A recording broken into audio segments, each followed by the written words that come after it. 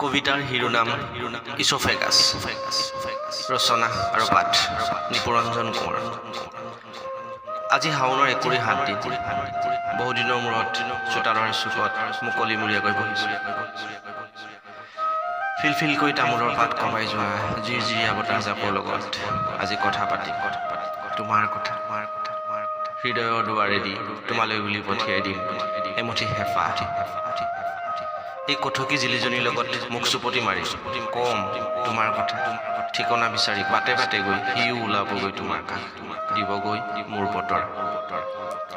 আকাশখন আজি ফটফটীয়া, জোনবাৰীৰ কোমল পোহৰৰ পৰশে কাষৰ শেৱালিজোপা মতলীয়াকৈ তুলিছে।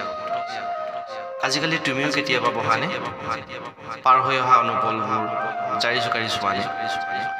অকণমান আজৰি উলিয়াই ভাবা নেকি কথাবোৰ মই ভবাৰ দৰে? দুগালত সানি লোৱানে উজাগৰি ৰাতি বিৰহী চন্দ্ৰাৱলী? এৰি দিয়ানে অতীতৰ বিষময় যন্ত্ৰণাবোৰ ইছ'ফেগাছৰ মাজেৰে বৈ অহা এটি হুমুনিয়াহত? ধন্যবাদ।